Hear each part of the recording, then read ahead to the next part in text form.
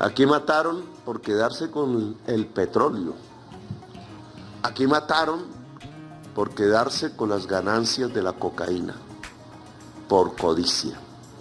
Y están dispuestos a matar más.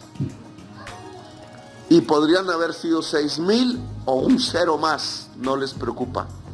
O un cero más, no les preocupa. O un cero más, no les preocupa. Como lo demostró Hitler en Europa. No fueron las balas oficiales, que aquí el general, y me imagino que es difícil, se ha parado para pedir perdón.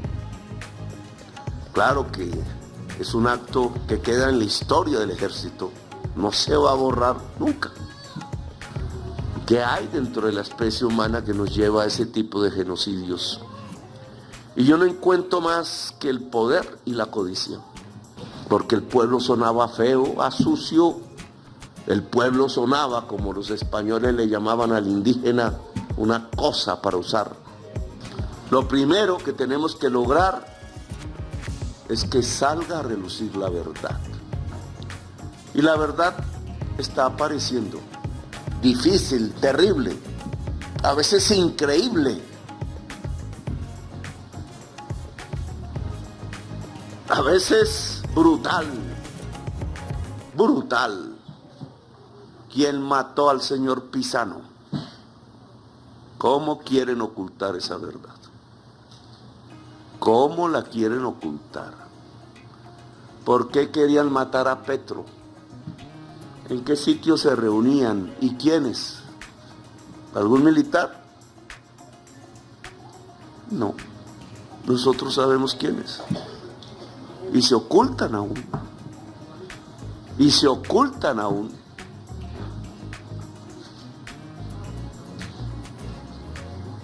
Ese tipo de verdad es el que tiene que aparecer. ¿Por qué hicieron esos hornos crematorios en la frontera con Venezuela? ¿Cuántas personas fueron asesinadas en realidad? ¿Por qué construyeron el paramilitarismo? ¿Cuál fue el papel de las convivir? ¿Por qué los jefes del paramilitarismo son los jefes de la convivir? Toda esa verdad tiene que aparecer. ¿Por qué mataron la paz que se había hecho hace unos años? ¿Por qué tenían que sabotearla? ¿Por qué querían que siguiera la guerra y no se acabara? ¿Por qué tenían que hacer trizas la paz si no era por la codicia? ¿Y cómo lo hicieron? ¿Creen que se puede ocultar el cómo lo hicieron? La orden de no pasar los archivos de inteligencia al nuevo presidente.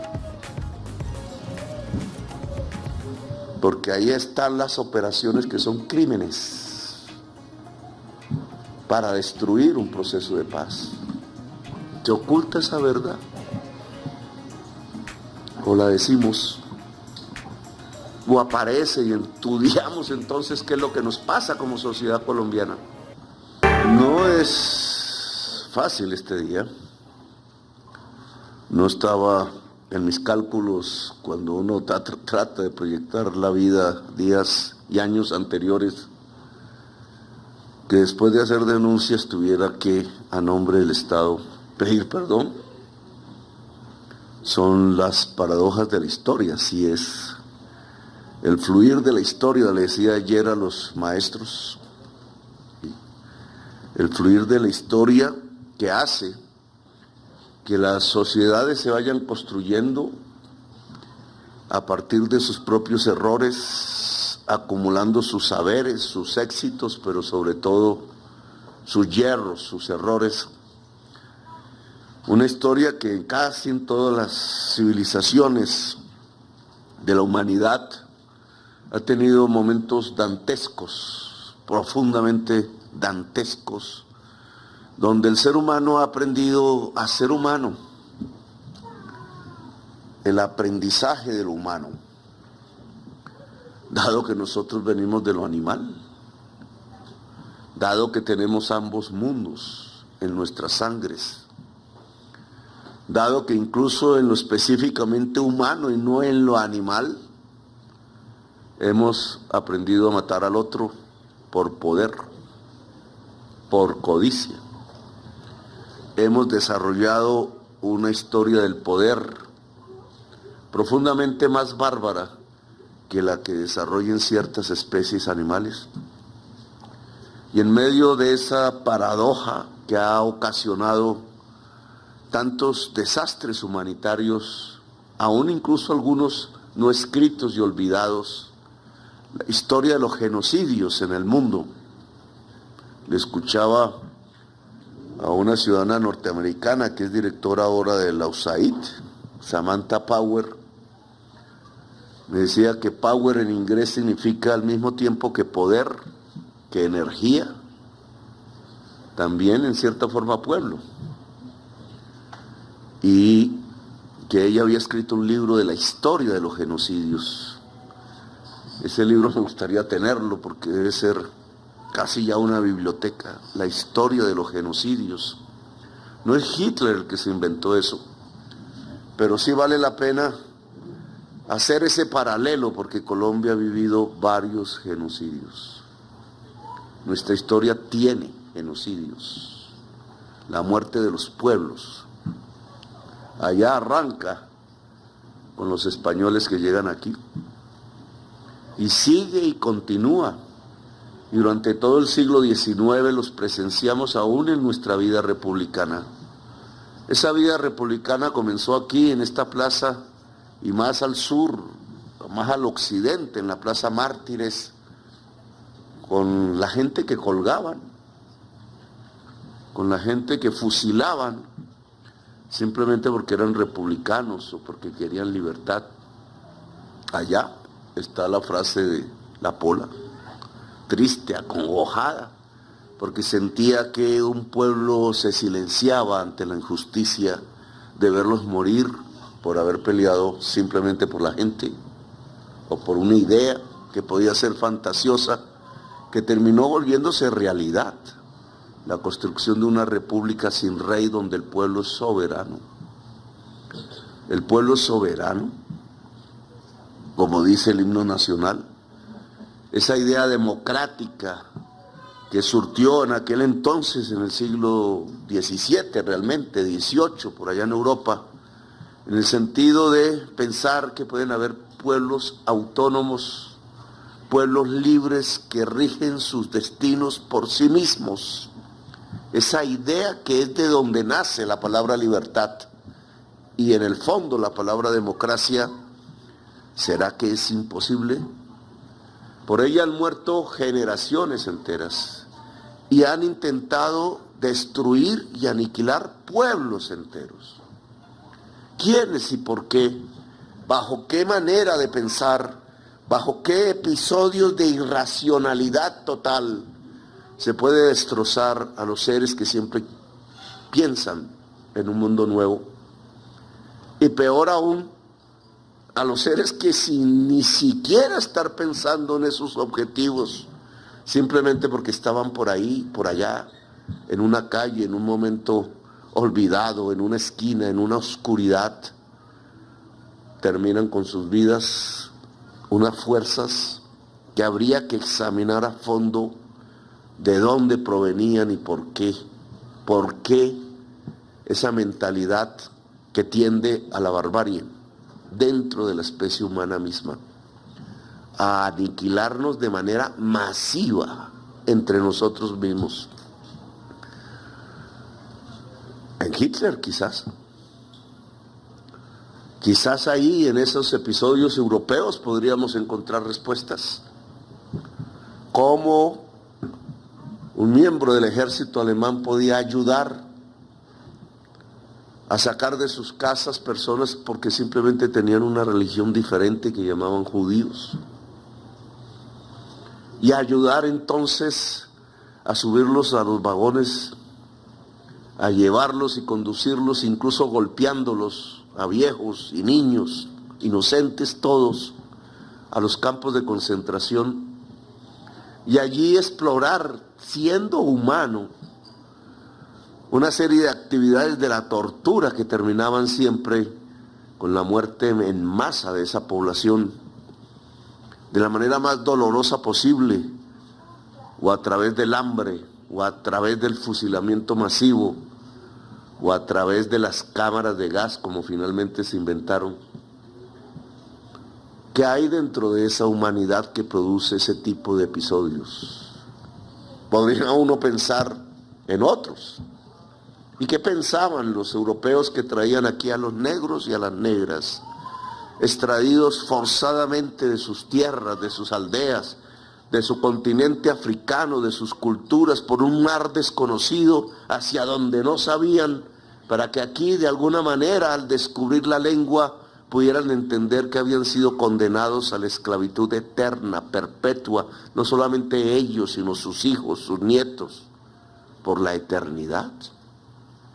Decían que por un designio divino, decían y construían teorías como que los indígenas no tienen alma y no son seres humanos y por tanto pueden ser sojuzgados y aniquilados y ser convertidos en cosas. ¿Cuánta de esa mentalidad nos sobrevive hoy? ¿Cuánta de esa mentalidad construida en una barbarie peor dentro de la especie humana, peor que la que podría uno encontrar en el animal que simplemente se defiende por miedo o por hambre, por razones o sin razones que tienen que ver con sus instintos y en donde el mínimo de la violencia es indispensable? ¿Qué hay dentro de la especie humana que nos lleva a ese tipo de genocidios? Y yo no encuentro más que el poder y la codicia. El poder y la codicia. El animal no es codicioso, no mata por matar. El ser humano sí. Más el hombre que la mujer, para ser justos. En las mujeres no se desarrolla ese instinto de poder que sí vemos en los hombres.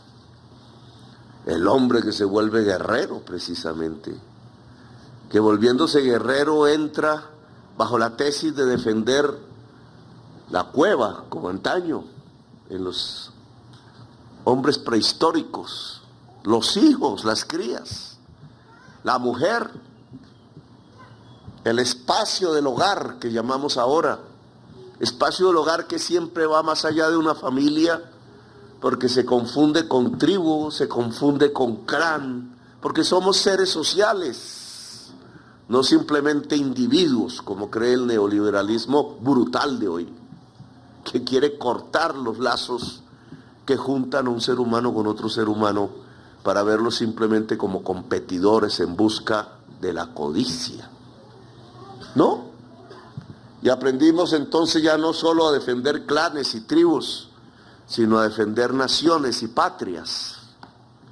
Y a nombre de la patria comenzamos el exterminio de las otras patrias. Esas fueron las guerras. Esas guerras ya no tienen el nombre de la defensa de una patria.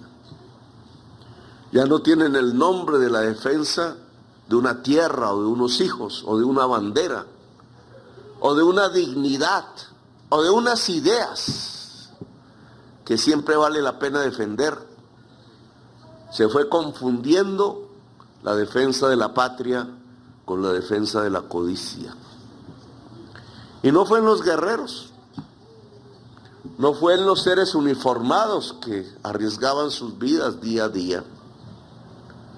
Fue en la mente civil, fue en los grandes poderes económicos, fue en el intento de acaparar la riqueza, de no permitirle al otro y a la otra la oportunidad. La riqueza tenía que ser para mí, para sí mismo, para el grupo, para la oligarquía, como lo llamó Caitán. En una tierra tan linda y tan bella como esta no podía ver el pueblo. Qué cosa tan fea. Los indios, no.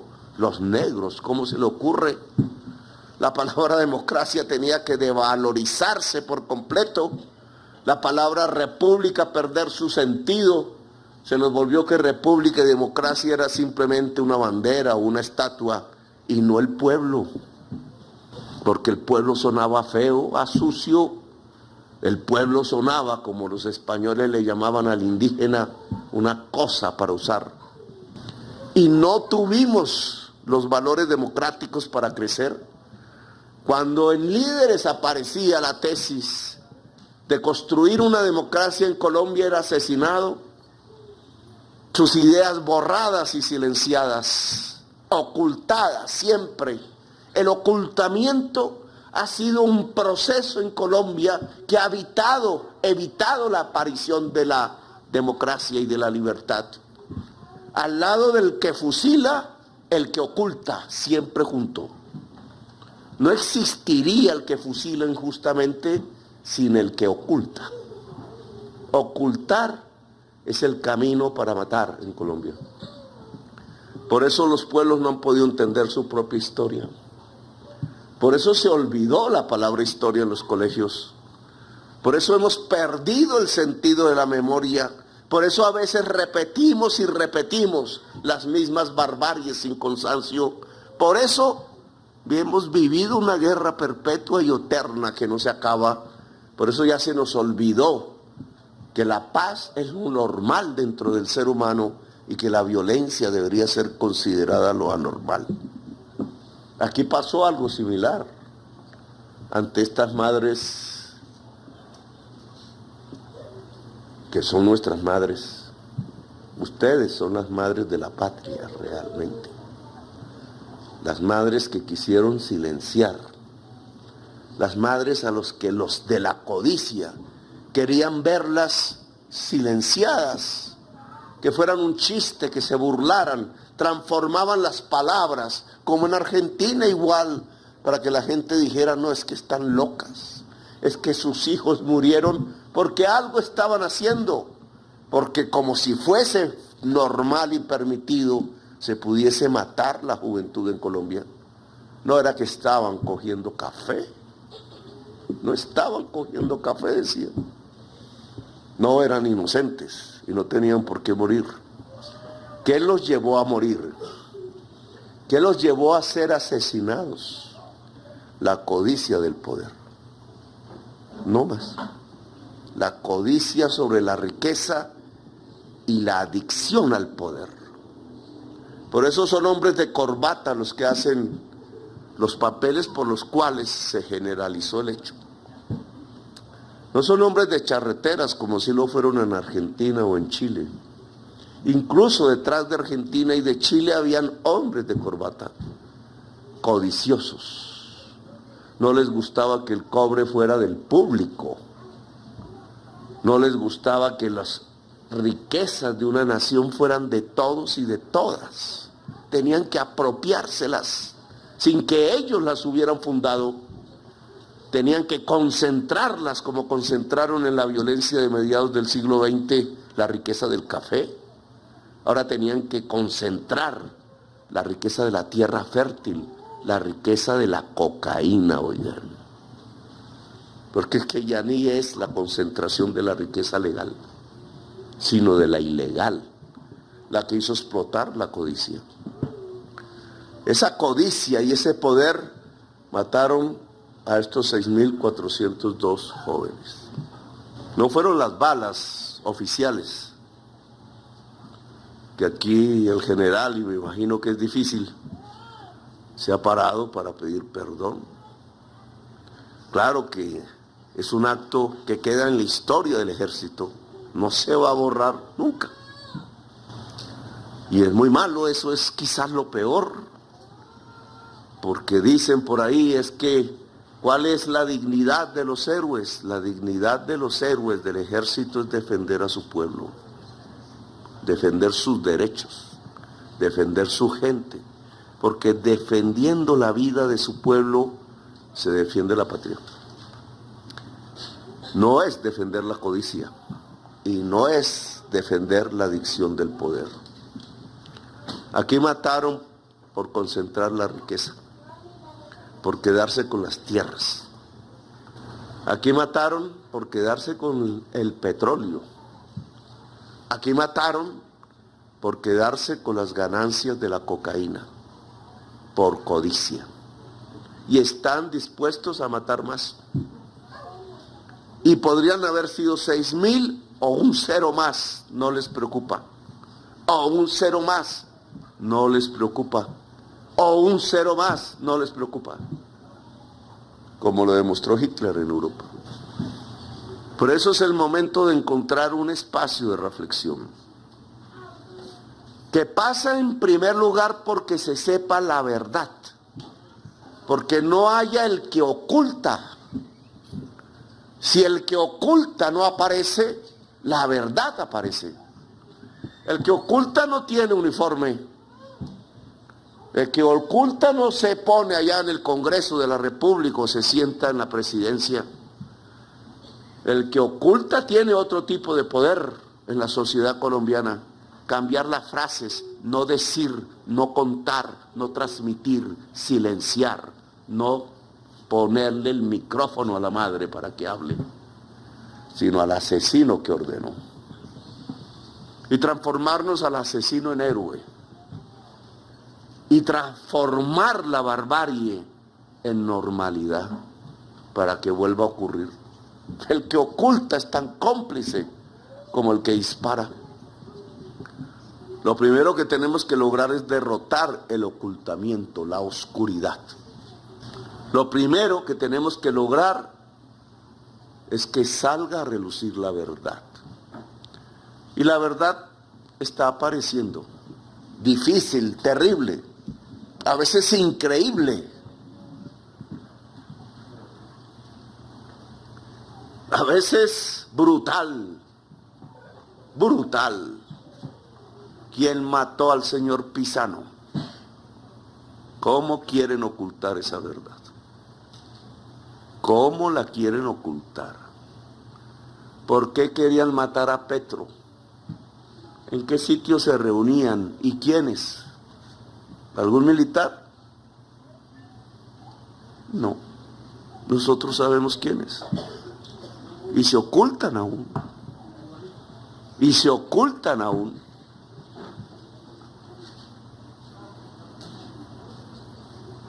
Ese tipo de verdad es el que tiene que aparecer.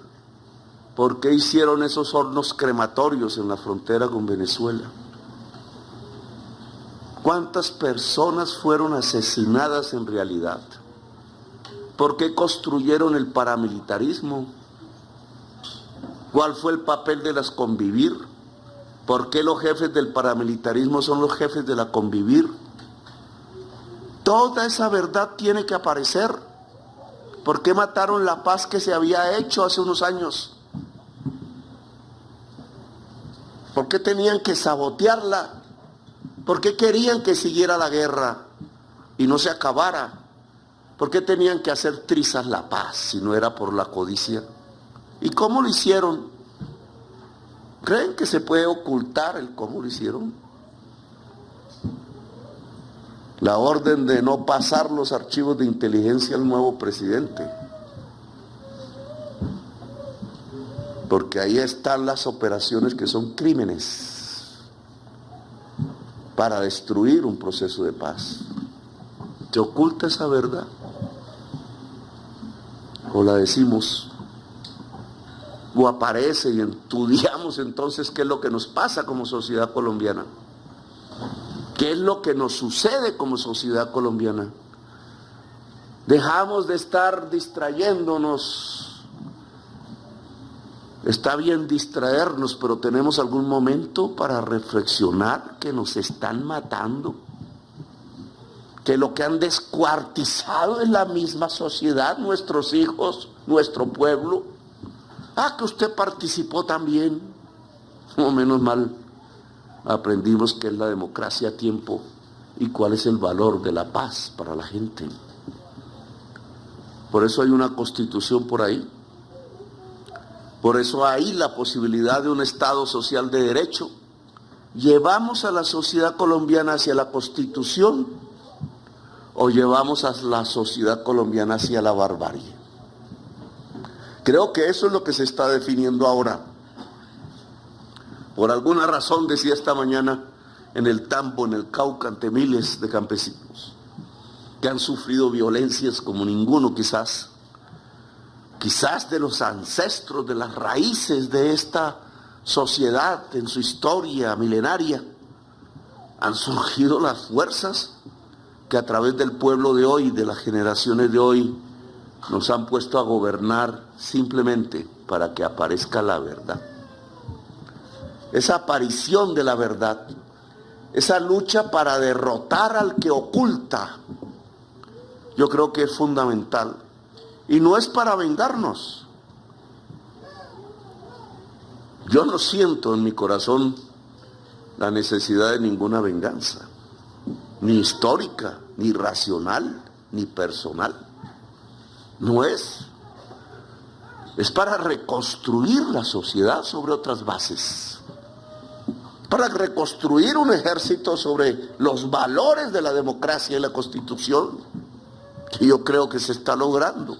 No será fácil, siempre habrá problemas. Que los fusiles no se apuntan contra el pueblo, como decía Simón Bolívar. Nunca, jamás.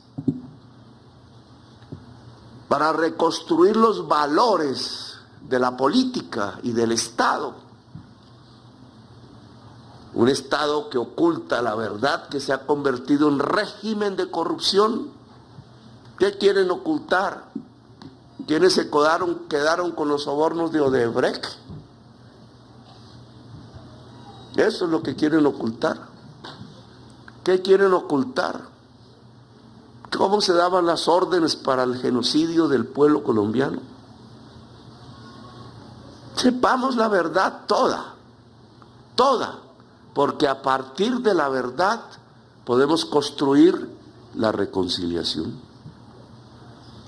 Yo he tomado el caso no de Alemania, que se podría, y cómo ese pueblo sobrevivió, y cómo hay un ejército alemán hoy digno, después de tamaña barbarie en el 45, y cómo hay un ejército español hoy digno, después que fue instrumento del fascismo, acabando con la república que había sido elegida popularmente.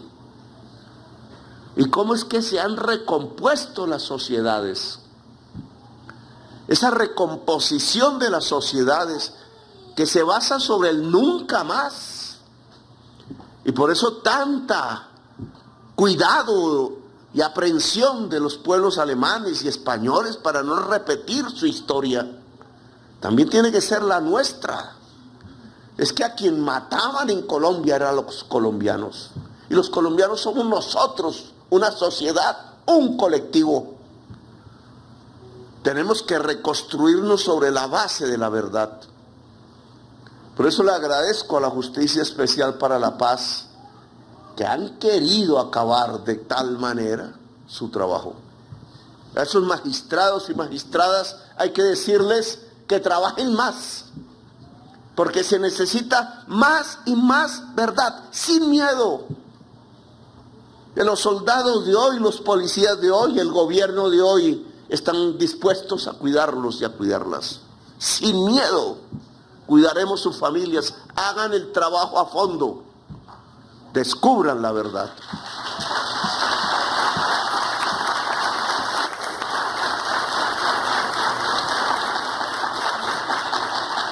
Esa verdad es para la justicia.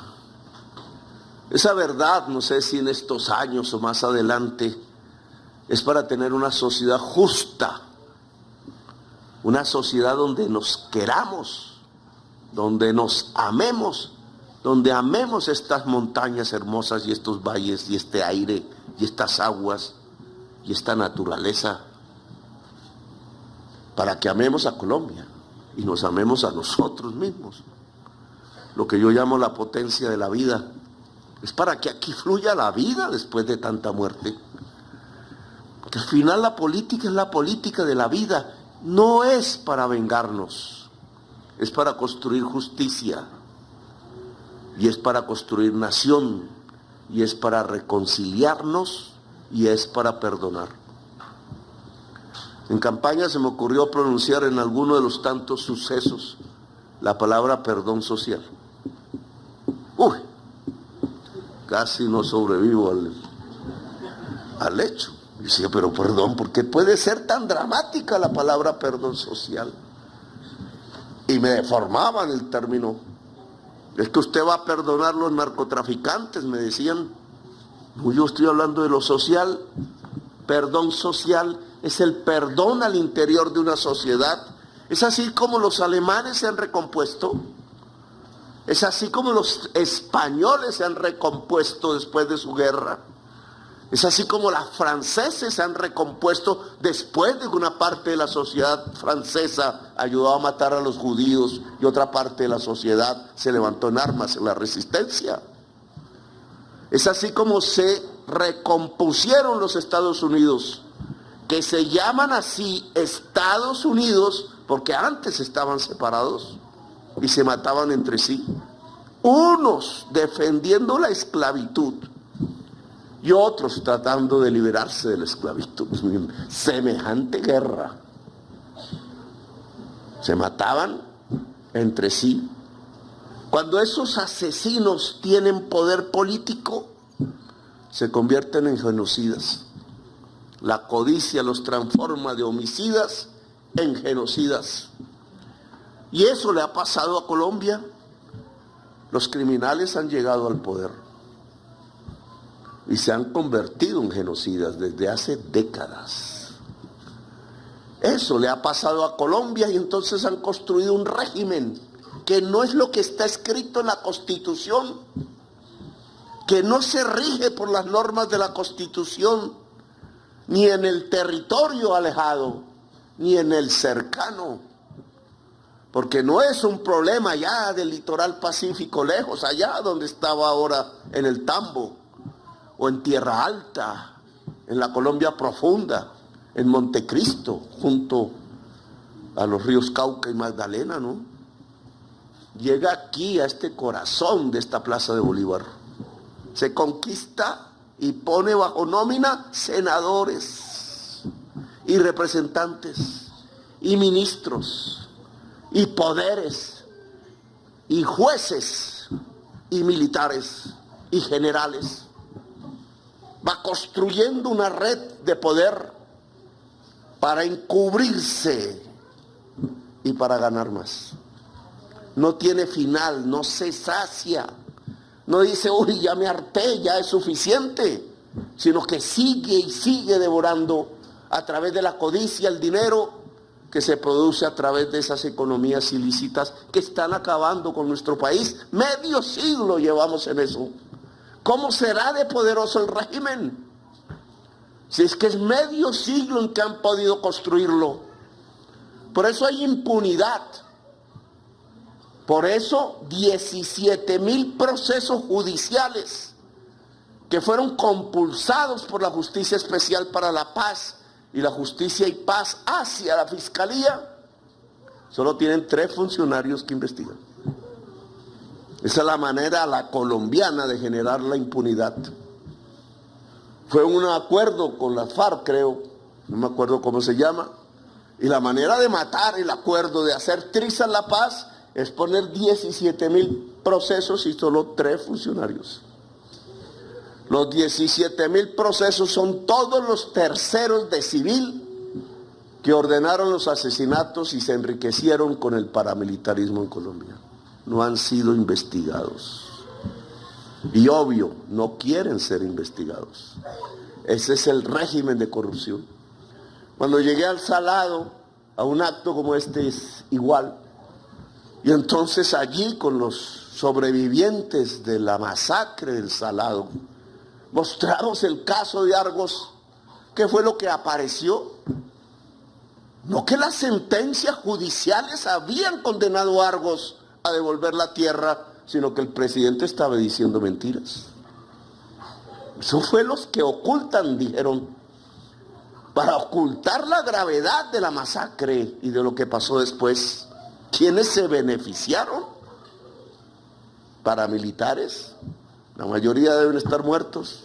Campesinado, solo vio la sangre correr por el caserío. Los militares, tampoco. Algunos están presos. Los que se beneficiaron fueron ellos, que se quedaron con la tierra.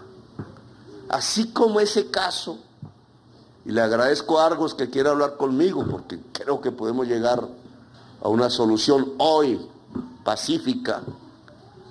Así como ese caso hay 17,000 que tienen que ver con millones de hectáreas, que tienen que ver con muchísimas empresas ricas, con empresas de minería de oro, que tienen que ver con la codicia. Mataron por eso.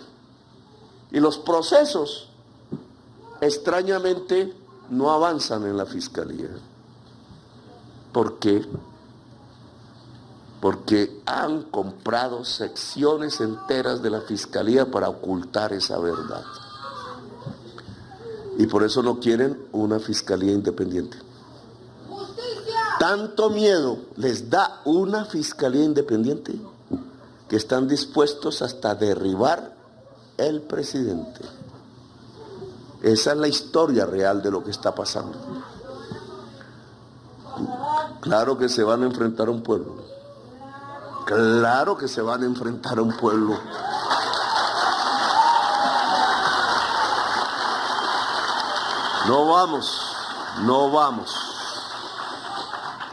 No vamos a permitir que este pequeño espacio de la historia se termine convirtiendo otra vez en sangre, se termina convirtiendo otra vez en barbarie.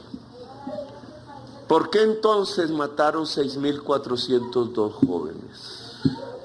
Por todo esto. Por todo lo que he señalado, que es corto, si quisiéramos hablar de la totalidad de la barbarie integral en Colombia. ¿Por qué mataron esos jovencitos? Porque querían volver a gobernar. Eso era todo. Porque eran adictos al poder. Porque entendían que si no seguían en el poder, se acababa el negocio, el business,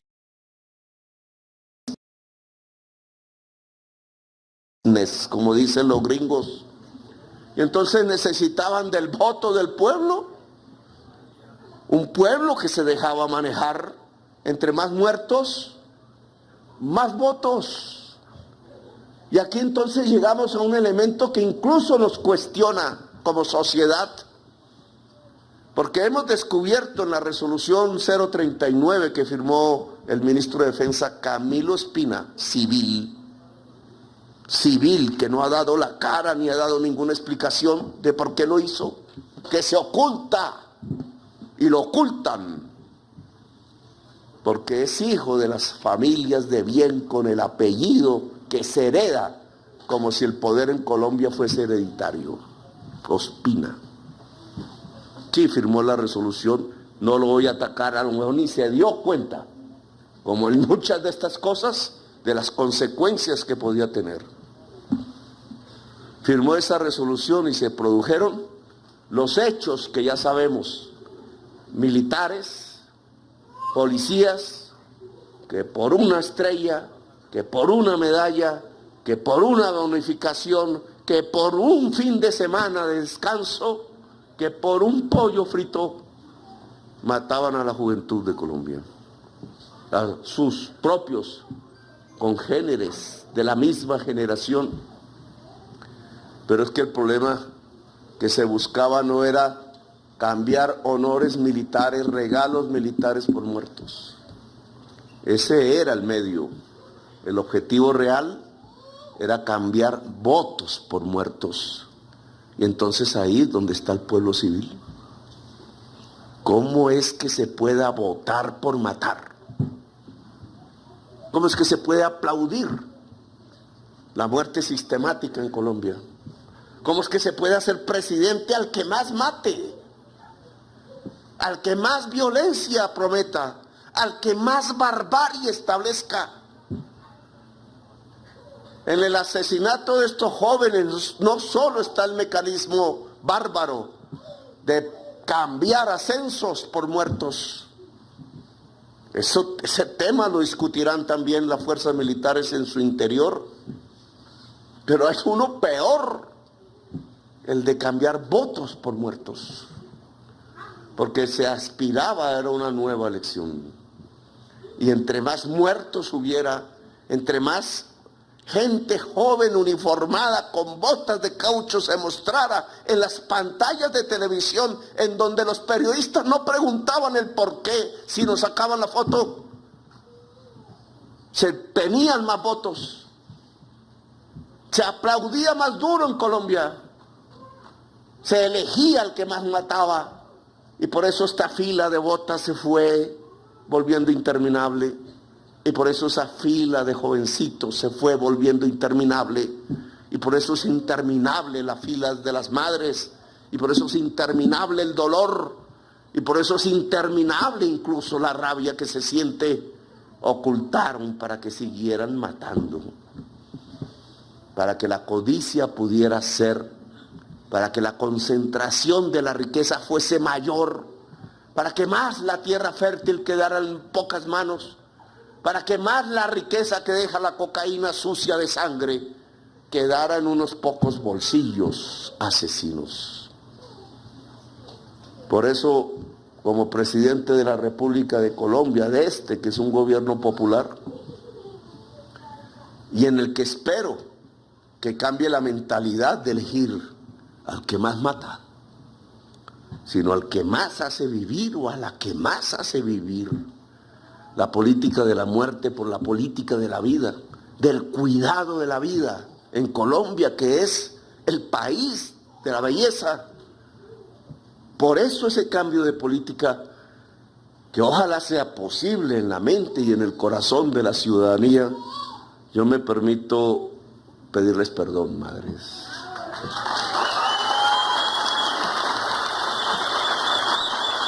Ustedes son las madres de toda Colombia. Ustedes son la madre patria. La sangre de sus hijos, ojalá, riega el surco de la Colombia hermosa que seremos mañana, del ejército poderoso que seremos mañana, no para matar, sino para vivir, de la vida hermosa que seremos mañana, la Colombia potencia mundial de la vida. Gracias por haberme escuchado, muy amables.